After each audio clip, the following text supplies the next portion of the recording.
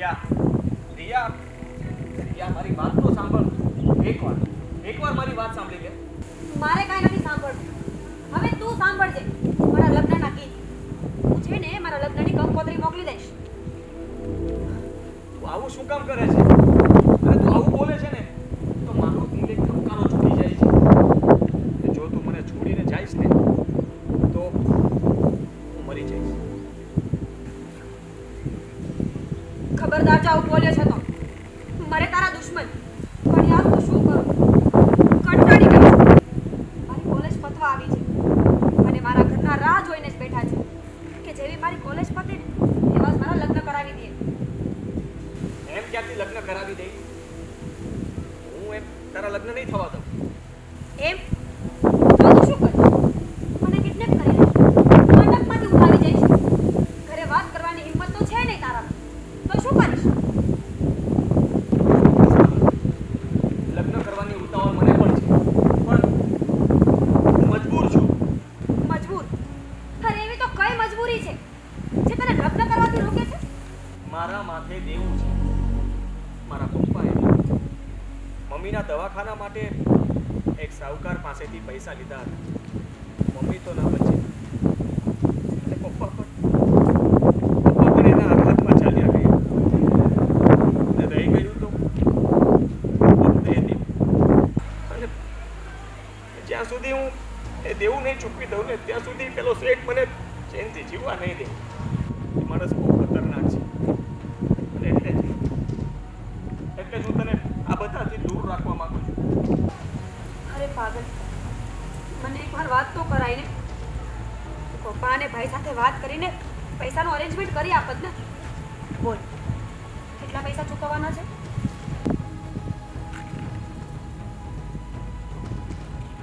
₹20 લાખ. શું? 20 લાખ? હા, 20 લાખ. જ્યાં સુધી હું આ રૂપિયા નહીં ચૂકવું ને ત્યાં સુધી મારા જીવને જોખમ રહેશે. અને જો હું તારી સાથે લગ્ન કરીશ તો તારા પર હવે આપણે શું કરશું? ખબર નહીં.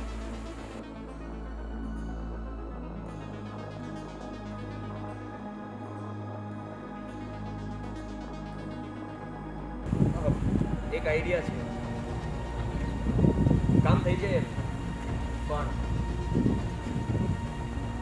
તારે મારો સાથ આપવો પડશે. હા, હું હર હાલતમાં તારી સાથે જ છું. બોલ. તો સાંભળ.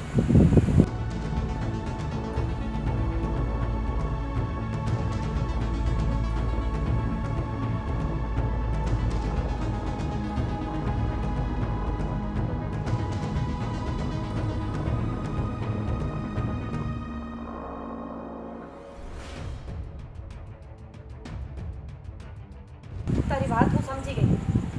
પણ પોલીસ કેસ તો નહીં થાય ને? કઈ નહીં થાય. મારી પાસે ફૂલ પ્રૂફ પ્લાન છે. ઠીક છે, પણ અત્યારે હવે મારે ઘરે જવું પડશે. પછી મળીએ. હા, બાય.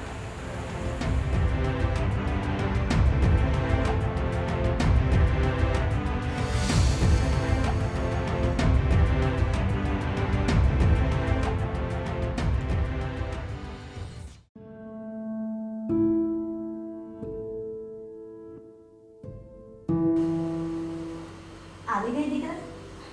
આલે દૂધ પી લે. ના મમ્મી, મને ભૂખ નથી. અરે દૂધ જ તો છે, આમાં ભૂખની શું જરૂર છે? પાણી સમજીને પી લે. ના મમ્મી, કીધું ને પી લે.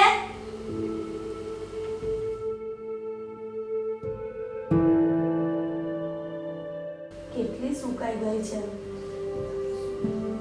ખાવા પીવામાં ધ્યાન ના બેટા. તો કાલ સવારે છોકરાવાળા જોવા આવશે ને તો કહેશે કે અમે તને ખાવા નથી આપતા કે શું? મમ્મી, તમે પાછા શરૂ થઈ ગયા ને? મેં તમને કેટલી વખત ના પાડી કે મારે અત્યારે લગ્ન નથી કરવા. પહેલા મારી કોલેજ તો પતવા દો. મેં તને ક્યાં કીધું કે તું કાલે જ લગ્ન કરી લે? અરે કોલેજ પતે પછી જોવાનું તો શરૂ કરવું પડશે ને. અને સારા છોકરા કઈ આમ રસ્તામાં થોડા પડ્યા છે? કે બહાર જઈને લઈ આવીએ? બસ પત્યું તમારું. મને છે ને માથું દુખે છે. હું જાઉં છું મારા રૂમમાં. મારે આરામ કરવો છે. અરે પણ બેટા સાંભળ ને મારી વાત. બોલો. બેટા માથું દબાવી આપો. ના ચાલશે. બસ મને શાંતિ આપો.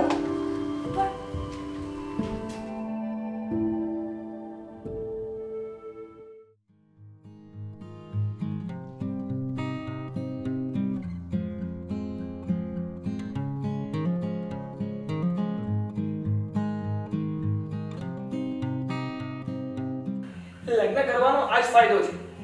સમયસર ચા નાસ્તો તો મળી રહે. એટલે તમે આના માટે થઈને મારી સાથે લગ્ન કર્યા છે? અરે નાના, આનો એક બીજો પણ ફાયદો છે. શું?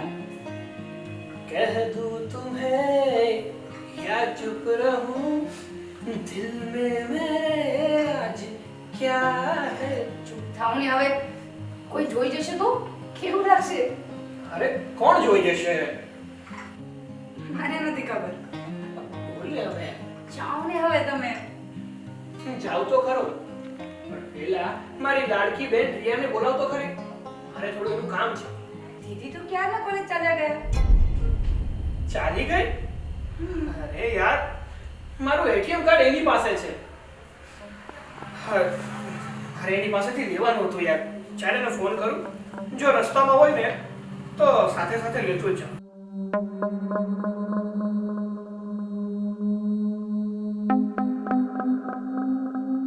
બોલો પ્યારે ભૈયા. કોણ? હું કોણ છું એ જાણવાની કોશિશ પણ ન કરતા, કારણ કે તારી હોશિયારી તારી બેનને ભારે પડે એમ છે. કોણ છે તું અને રિયા ક્યાં છે? ફરીથી ખોટો સવાલ. હું કોણ છું એ જાણવાની કોશિશ રહેવા દે ભાઈ. અને રિયા અત્યારે મારી પાસે છે. હા, સેફ છે, પણ શું? પણ જો તું જલ્દીથી 25 લાખ રૂપિયાની સગવડતા નહીં કરે ને તો રિયા સેફ નહીં રહે. અને 24 કલાક છે તારી પાસે. અને હા, આ સમય તને પૈસા ભેગા કરવા માટે આપી રહ્યો છું, નહીં કે પોલીસની મદદ લેવા માટે.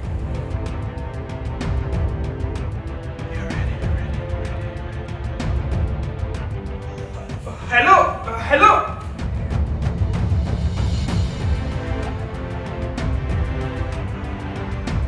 શું થયું? તમે એટલા ટેન્શનમાં કેમ છો? તને શું કહું યાર, રિયા કિડનેપ થઈ ગઈ છે અને કિડનેપર 25 લાખ રૂપિયા માંગે છે. હે ભગવાન! હવે પપ્પા ક્યાં છે? મમ્મી અને પપ્પા તો મંદિરે ગયા છે. હું પપ્પાને ફોન કરું છું.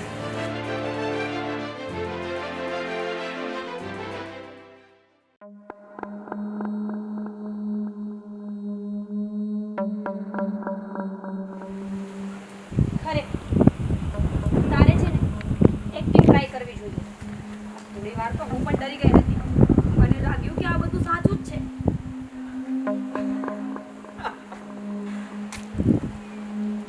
સાચું કહું ને તો હું પણ બહુ ડરેલો હતો. જેમ તેમ કરીને મેં બધું એડજસ્ટ કરી લીધું. ભાઈએ શું કહ્યું? ભાઈની તો બોલતી જ બંધ થઈ ગઈ હતી. લાગે છે તને બહુ પ્રેમ કરે છે. તો કરે જ ને. હા, પણ હું ભાઈની લાડલી છું. પણ મારા કરતા એ વધુ નહીં કરતો હોય, કારણ કે હું જેટલો તને પ્રેમ કરું છું ને એટલો પ્રેમ તો આ દુનિયામાં કોઈ નહીં કરતું. વિકી, આઈ નો એટલે તો તારો સાથ આપું છું. તો પછી આવી રીતે જ આખી જિંદગી મને સાથ આપીશ ને?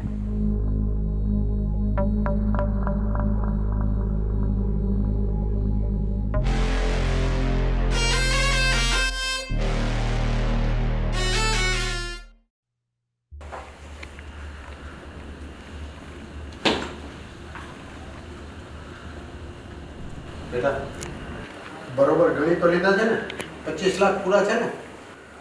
હા, એ કૂતરો માંગે ને એટલા રૂપિયા આપી દેજે, પણ મારી રિયાને કંઈ ના થવું જોઈએ. મમ્મી તમે ચિંતા ના કરો, હું રિયાને કંઈ પણ નહીં થવા દઉં. અને પપ્પા આ પૈસામાં હજી 5 લાખ રૂપિયા ઓછા છે. 5 લાખ ઓછા છે? અરે બેટા, તું તો કહેતો હતો ને કે પૈસાની સગવડતા થઈ ગઈ. હા હા પપ્પા, પૈસાની વ્યવસ્થા થઈ જ ગઈ છે. બાકીના 5 લાખ રૂપિયા છે ને એ નિશાનો ભાઈ વિનય લઈને આવે છે. બસ એના ફોનની જ રાહે છે. નિશા બેટા, તમારા ભાઈએ ખરા સમયે આપણને મદદ કરી અને આપણા પરિવાર પર બહુ મોટો ઉપકાર કર્યો છે. પપ્પા આવું શું કામ બોલો છો? હું આ પરિવારનો હિસ્સો નથી? અને ભાઈએ કહ્યું છે કે વધારે કે પૈસાની જરૂર પડે ને તો કહેજો, પણ રિયાબેનને ઘરે સલામત લઈ આવજો. વિનયનો જ ફોન છે. ચાલો હું નીકળું છું, રસ્તામાં વાત કરી. હા વિનય બોલ. હા બસ આવું જ છું. હા હું તમારા લોકો માટે ચા બનાવું. તમે લોકોએ કાલનું કંઈ નથી ખાધું.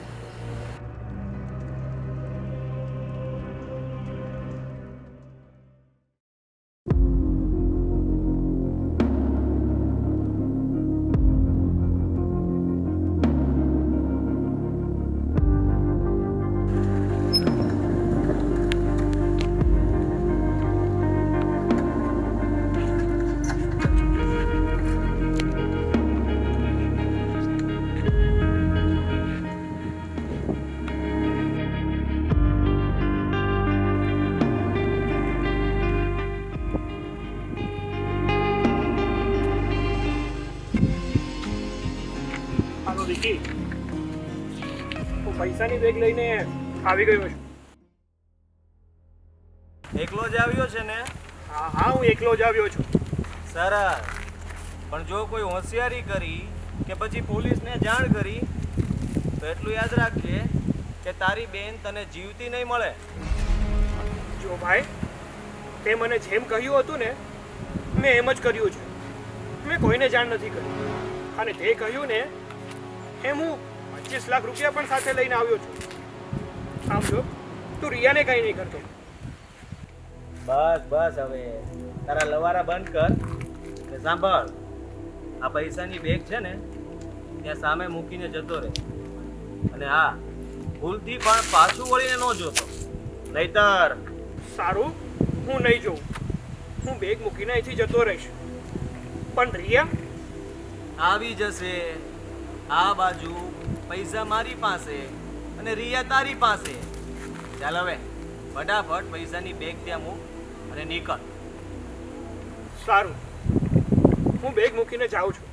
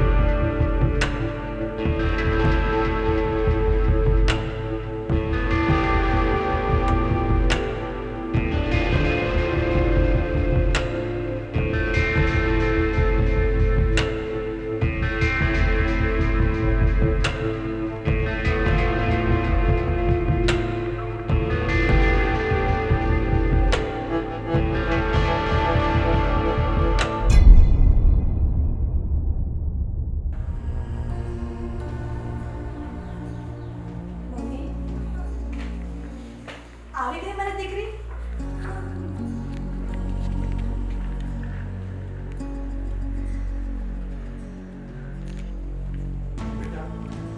તું ઠીક તો છે ને? એ હરામીએ તને મારી કે હેરાન તો નથી કરી ને? ના પપ્પા, મને કોઈ હેરાન નથી કરી. એ લોકોએ મને હાથ પણ નથી લગાવ્યો. હું એકદમ સહી સલામત છું.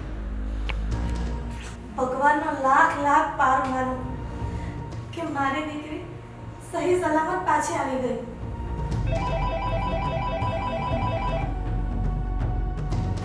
હેલો. પહોંચી ગયા ઘરે તમે? હા સાંભળ, એક વાત કહેવાનું ભૂલી ગયો હતો, એટલા માટે મેં તને ફોન કર્યો. હવે આજ પછી આપણે ક્યારેય નહીં મળી.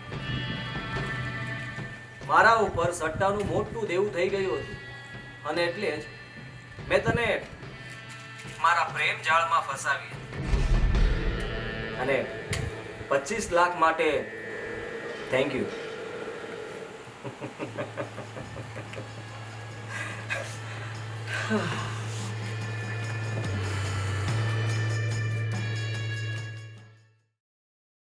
કોનો કોલ હતો દીદી? ભાભી કોઈ રોંગ નંબર હતો. શું બોલતો તો કઈ સમજાતું જ નહોતું એટલે કાપી નાખ્યો.